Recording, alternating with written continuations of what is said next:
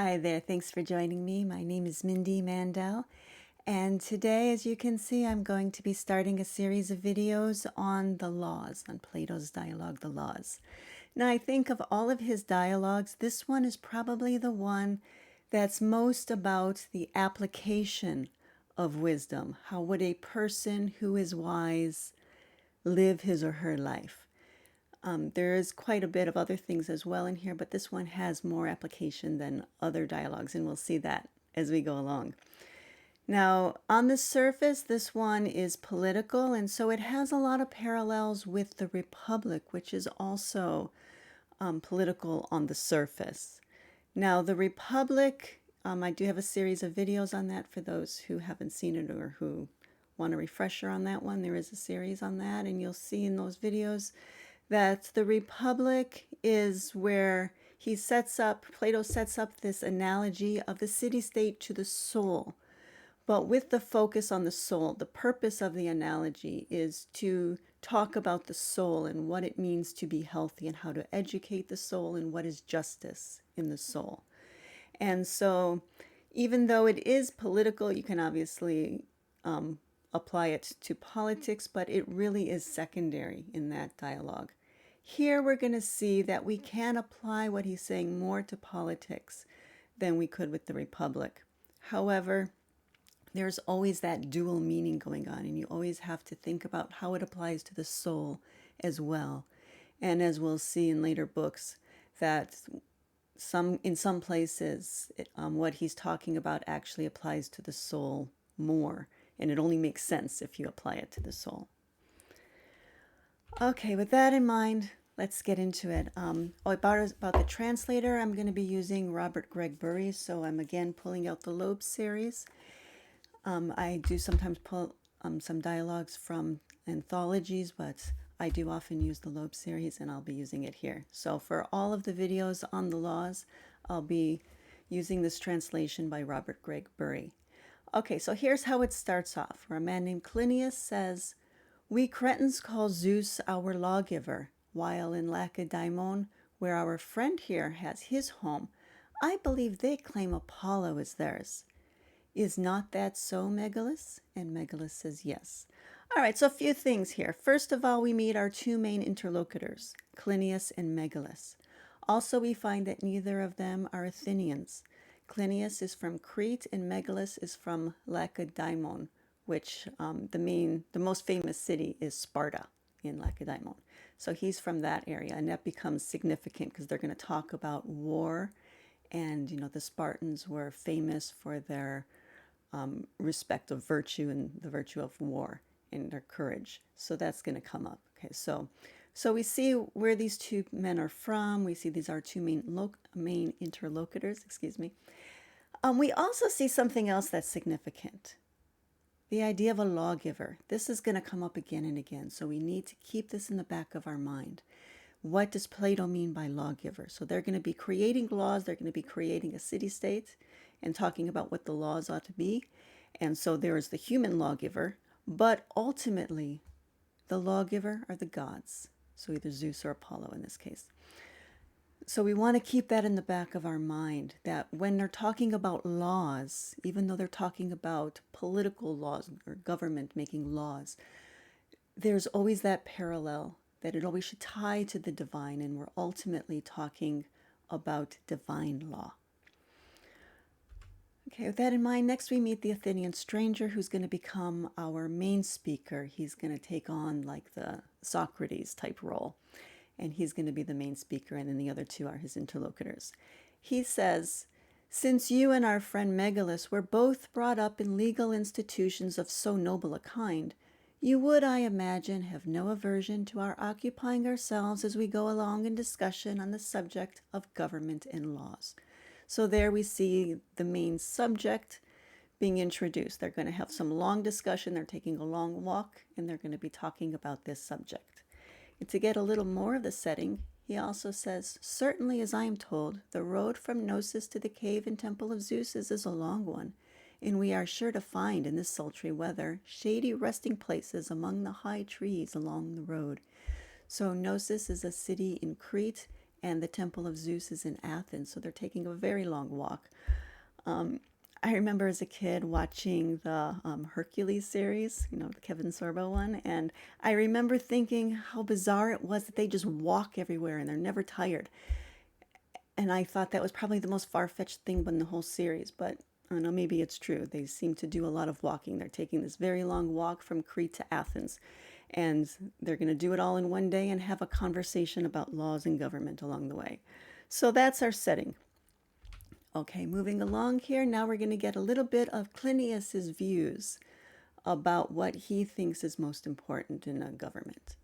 So he says that we Cretans are runners, since this land of ours is rugged and more suitable for the practice of foot running. Under these conditions, we are obliged to have light armor for running and to avoid heavy equipment. So bows and arrows are adapted as suitable because of their lightness. Thus all these customs of ours are adapted for war, and in my opinion, this was the object which the lawgiver had in view when he ordained them. Few things here. We're getting his views that war is the focus of the most important thing that humans should be focused on. Also, we see here that he's doing this very common thing of taking his own point of view and assuming that that was the God's intention. We hear that a lot with, the biblical religions, and I think those of us who are not part of the biblical religions, it really stands out to us because it's very different from our own thinking, and it's very obvious to us that that's what they're doing.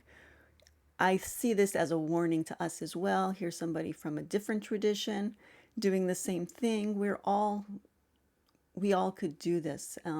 This is human nature to think this way, and we have to be very careful and follow metaphysics carefully and only assign intention to the gods if it follows the metaphysics and not because it's our whim or the way we see the world. But that's what he's doing here, that he's assuming that the lawgiver, the gods, had this idea of war in view when they ordained the laws.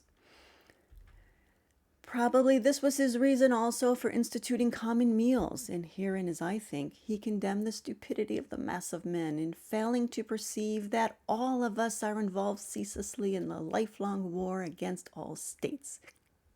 So there it is again. Also, just a reminder, keep in mind that whenever you see states, it has its parallel to the soul. So some of us are always at war with everybody else. There are some people, it's like, that person against the world. There are people who live that way. That's the same mindset he's talking about. If then these practices are necessary in war, namely messing in common for all safety's sake, the appointment of relays of officers and privates to act as guards, they must be carried out equally in time of peace. For peace, as the term is commonly employed, is nothing more than a name. The truth being that every state is, by law of nature, engaged perpetually in an informal war with every other state. So there he's stating it even more clearly. That's his view. Well, now the Athenian Stranger is going to jump in. He says, "Tell me this more clearly still. By the definition you have given of the well-constituted state, you appear to me to imply that it ought to be organized in such a way as to be victorious in war over all other states. Is that so?" He says, "Certainly it is, and I think our friend here shares my opinion." And Megillus says that no Lacedaemonian, I probably butchered that, sorry, no Lacedaemonian, my good sir, could possibly say otherwise. So he wholeheartedly agreed. So they both hold this view. So now the Athenian Stranger is going to start, he's going to question them a little to nail it down even further. Well, then, is the same attitude right also for one house in the village towards another, and for each man towards every other? It is. So he's making it smaller and smaller, right? Taking it from the state down to the individual. And must each individual man regard himself as his own enemy? Or what do we say when we come to this point? So does this idea of being at war even apply internally? Are we at war with ourselves? And by the way, just as a side note, I've said this many times, but Plato used male nouns and pronouns. It's politically incorrect by today's standards, but please don't let it irk you, just it applies to women as well. So Clinias says that all men are both publicly and privately the enemies of all, and individually also. Each man is his own enemy. And the Athenian stranger asks, "What is your meaning, my admirable sir?" "It is just in this war, in this internal war, my friend, that the victory over self is of all victories the first and best, while self-defeat is of all defeats at once the worst and the most shameful. For these phrases signify that a war against self exists within each of us." So he sees human nature as constantly at battle, constantly suppressing those parts of us that we have been taught are not wise. That's his view of human nature. Well, the Athenian stranger, now that he has pinned down Clinias's perspective, now he's going to start to tear it down. He says, which of the two would be the better? A judge who destroyed all the wicked among them and charged the good to govern themselves, or one who made the good members govern, while allowing the bad to live, made them submit willingly to be governed? Let me stop here for a minute. So if you have, say, a family that's fighting, you have a judge ruling over each of them. The first judge says, we're going to kill all of the ones who are seen as bad, and only the good members can survive. And then you have another judge looking over the second family saying, well, let the bad ones live, but they have to be under the rule of the good. And so we have these two situations, but then there's also a third judge. And this one we see is the Athenian stranger's choice. He says there's a third judge we must mention, third and best in point of merit, if indeed such a judge can be found, who in dealing with a single divided family will destroy none of them, but instead will reconcile them, and succeed by enacting laws for them in securing amongst them thenceforward permanent friendliness. So instead of subjecting the bad ones to the rule of the good, get them all in agreement so that they're all working together in a friendly way. And Clinias agrees that a judge and lawgiver of that kind would be by far the best. But mark this, the Athenian stranger says, that this judge's aim in the laws that he enacted for them would be the opposite of war. He's creating unity. He's creating harmony. So it's the opposite of war. So the opposite of what Clinias was saying is the goal of all of our actions. And Clinias agreed that it's true. And what of him who brings the state into harmony? Would anyone prefer that the citizens should be obliged to devote their attention to external enemies after internal concord had been secured by the destruction of one section and the victory of their opponents, rather than after the establishment of friendship and peace by terms of conciliation? So after they finally ended this internal war, why would they want to turn and fight other people? Wouldn't they want to spread the friendship and the sense of peace? And Clinias agrees that everyone would prefer the latter alternative for his own state rather than the former. So people don't want to be in a state of war. He's acknowledging that. Would not every lawgiver in all his legislation aim at the highest good? Assuredly. The highest good, however, is neither war nor civil strife, which things we should actually pray rather to be saved from. But we want peace one with another and friendly feeling. So peace and friendship is the highest good. Moreover, it would seem that the victory we mentioned of a state over itself is not one of the best things, but one of those which are necessary. So it's not the ideal condition, in other words. But we do recognize in our philosophy as well that there are false beliefs that need to be overcome. So there is sometimes internal strife, but it's never with the goal of war. It's with the goal of peace. It's something that is necessary to go through to reach that state of harmony and peace.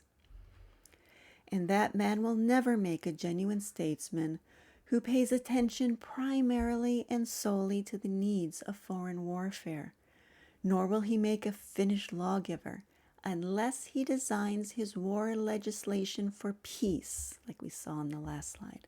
He has to design his war legislation for peace, rather than designing his peace legislation for war.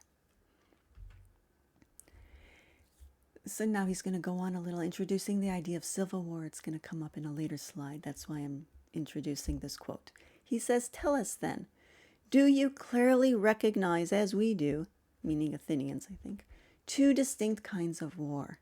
The one being that which we call civil war, which is of all wars the most bitter, as we said just now, while the other kind, as I suppose we shall all agree, is that which we engage in when we quarrel with foreigners or aliens, a kind much milder than the former." So that internal war that we were talking about before, he's now giving it the name of civil war in the language of the governments that they're talking about. So civil war, and this is the most bitter and the most difficult one, the one that you battle with yourself. And so now here he's talking about how the four virtues together are better than just courage by itself, because the other two men were talking about courage as if it were the highest or the most meaningful of the virtues. The Athenian Stranger is saying that the four virtues together are better than that one by itself. He says the union of justice and prudence, it's actually sophrosyn, and phronesis or wisdom, along with courage, is better than courage by itself alone. Now I did put the Greek in here for these two words because sophrosyn can be translated different ways. In other videos I've used the word temperance or sound-mindedness, but the Greek is always the same. Also, sometimes Sophia is used as the Greek word for wisdom, but here it's phronesis. And then he goes on to say that a man would never prove himself loyal and sound in civil war if he was devoid of goodness in its entirety. So again, the idea of civil war coming in, now we know that that's that internal war. And to be loyal and sound in that war, you need the four virtues functioning together. And that is the manifestation, at least, of goodness in its entirety. Okay, metaphysically, there's a higher sense of goodness, but in the soul, goodness in its entirety manifests as the four virtues functioning together. You need that in order to be loyal and sound in that internal battle with your false beliefs. He says, both the heaven-taught legislator of Crete and every legislator who is worth his salt, the human ones in other words, will most assuredly legislate always with a single eye to the highest good, and to that alone. But that goodness which the poet Tertanius, who he talked about in the dialogue earlier, I didn't give any quotes from him, but this poet was focusing on courage and writing poems glorifying courage. And he's saying that that goodness which that poet's specially praise, fair though it be and fitly glorified by the poet, it deserves nevertheless to be placed no higher than fourth in order and estimation. So he put the virtues in order. Before we see that order, there is one more point to tie into it. He says that goods are of two kinds. There are the human goods and divine goods. And the human goods are dependent on the divine, and he who receives the greater acquires also the less, or else he's bereft of both. Okay, so now let's take a look at the ordering. So this is from 631 AB. Instead of giving you the quotes, I just gave you this list so you can see. It's much easier, I think, to just take in. So this is in the order that he puts it. Now, you may do it in a different order, but this is the order that the Athenian Stranger said. So health is the highest of the human goods. And then physical beauty, after that strength, and he put wealth as the fourth. And then for the divine goods, there's wisdom, phronesis again.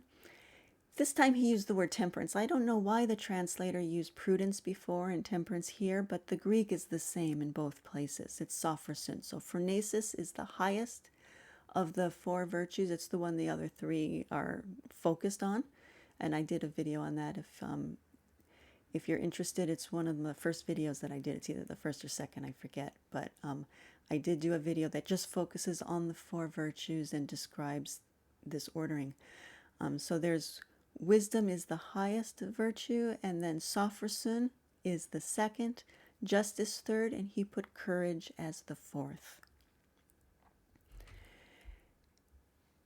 And then he says, moreover, in the matter of anger and of fear and of all the disturbances which befall souls owing to misfortune, and of all the avoidances thereof which occur in good fortune, and of all the experiences which confront men through disease or war or penury or their opposites. In regard to all these, definite instruction must be given as to what is the right and what is the wrong disposition in each case.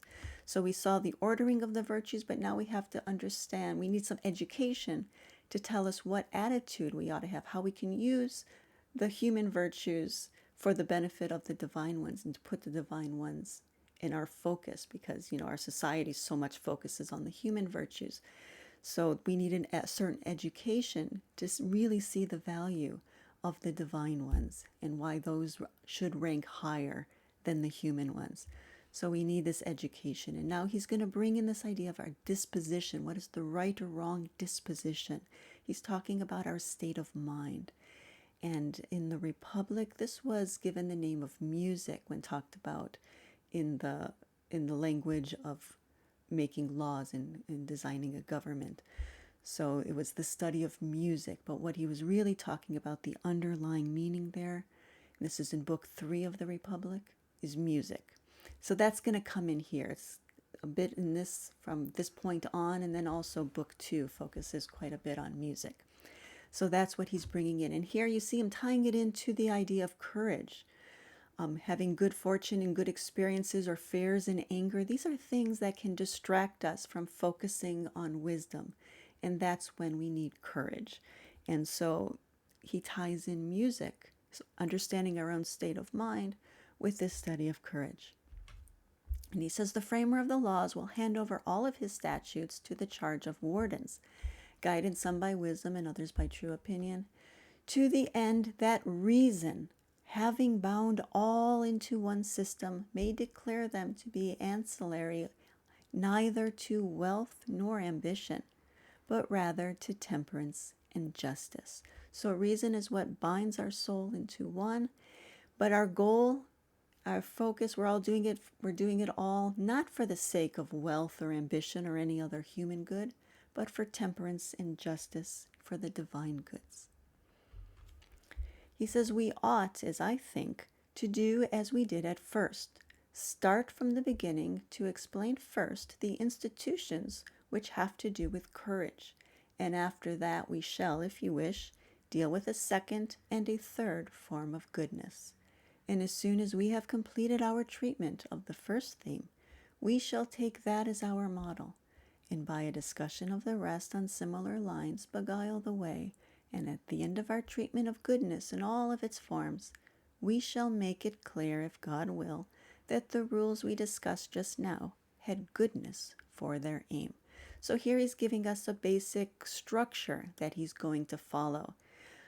He does kind of waver from it in later books, but certainly he's going to stick to this in book 1. He's going to start with courage and then go on to temperance as the second one. And we're going to see that all of this, all of the rules, all of the laws being made, all of the divine laws, all of the government laws are done with goodness for their aim. Come now, as to courage, how shall we define it? Shall we define it quite simply as battling against fears and pains only, or as against desires also and pleasures, with their dangerous enticements and flatteries, which melt men's hearts like wax, even men most reverenced in their own conceit? And Megillus says that the latter definition is, I think, the right one. Courage means battling against them all. So courage is overcoming both fears and pains, and also pleasures and desires that can distract us from our focus on wisdom. So that's what he says about courage. And now about temperance. Well then, O Clinias, and thou, stranger of Lacedaemon, suppose we discuss the second of the subjects we proposed, and take temperance next after courage. Shall we discover any point in which these polities are superior?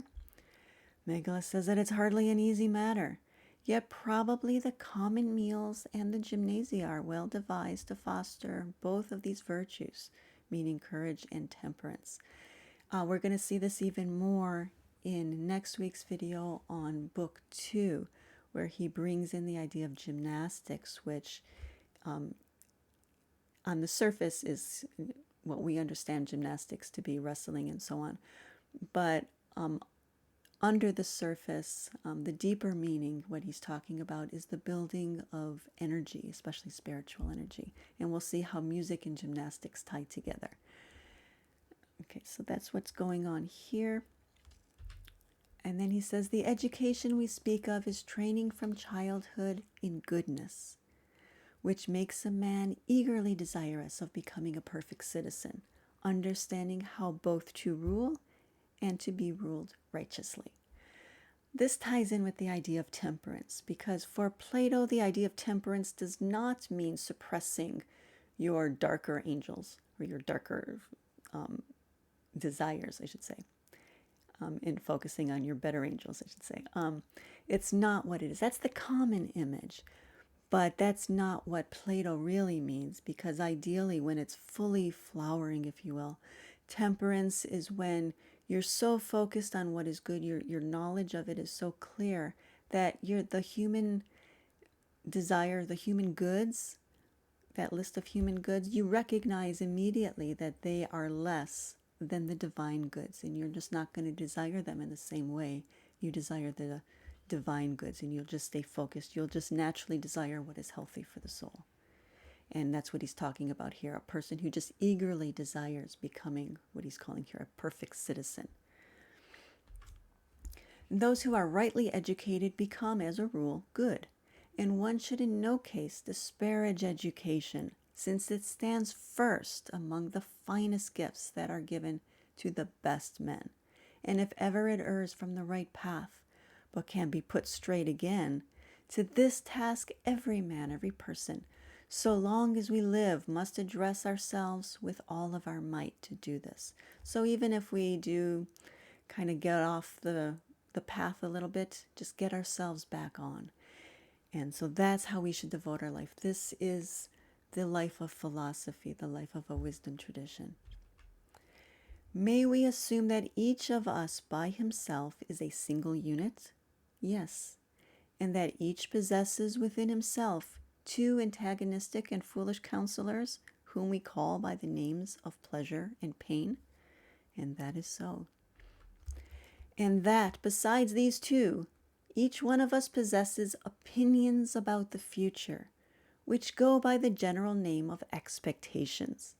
And of these, that which precedes pain bears the special name of fear, and that which precedes pleasure has the special name of confidence. And in addition to all of these, there's also calculation, pronouncing which of them is good and which bad. And calculation, when it has become the public decree of the state, is named law. So this is important to us because he's defining the word law. So he defined the lawgiver and the law here in Book 1. So at the government level, of course, governments make laws based on what they see as good or bad, but also within the soul. The soul decrees what it sees as good and what it sees as bad. And this is important to us to recognize, because we can't just talk ourselves out of something we feel deeply. We're going to see that we start with first maybe a right opinion about things, but we have to deepen our understanding, moving away from the human goods to a focus on the divine goods. And take something like death. I mean, we can learn that the soul is immortal, that it never dies, that it experiences no pain in death, that death is just the falling away of a body, but we're going to take on another one. Death is nothing to fear. We can have that teaching, but you can't just talk yourself out of not fearing death. And so if your soul still sees death as bad, you're going to fear it, even if you tell yourself you shouldn't. That is the law of your soul until you can uproot that belief. And you uproot it not by trying to talk yourself out of it or by using some sort of mantra and telling yourself every day, I am immortal, I am immortal. It doesn't work. Of course it doesn't work. What you have to do is deepen your understanding and eventually have experiences of yourself as soul. Until you have that, you're not really going to believe it at that deepest level. And there are many beliefs like this. That's just an obvious one, but there are many, many like this. You can't talk yourself out of insecurities. You can't talk yourself out of your fears. But your education can eventually uproot them and change your state of mind. Okay, and are not these the conditions in which we are of the character described? Anger, lust, insolence, ignorance, covetousness, and extravagance. And these also, wealth, beauty, strength, and everything which intoxicates a person with pleasure and turns our heads. And for the purpose, first, of providing a cheap and comparatively harmless test of these conditions, and secondly, of affording practice in them. What more suitable device can we mention than wine, with its playful testing, provided that it is employed at all carefully?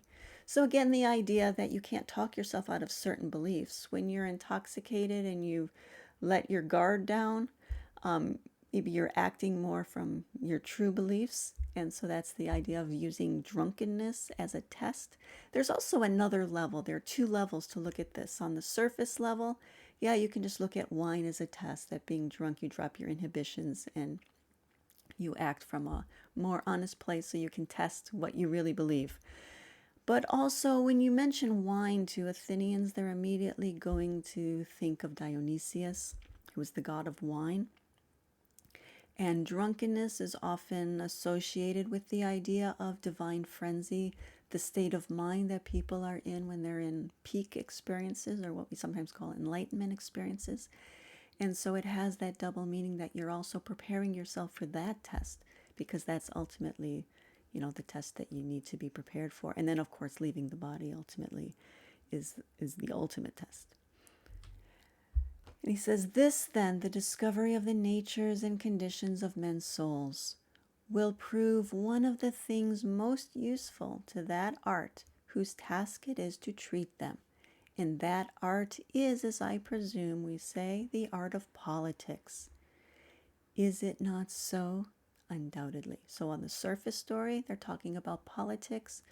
But in regards to the soul, of course, the analog of politics would be philosophy. This is the art of philosophy that this dialogue is really about, looking at divine law in the art of philosophy. So that brings us to the end of Book 1. If you have any questions or comments, as always, feel free to leave them below. And if you like what you're seeing, I would appreciate a thumbs up. And I do hope that you will join me next week. We'll go on to Book 2, where we'll see more about music and gymnastics. So I hope you'll join me then. Thank you very much.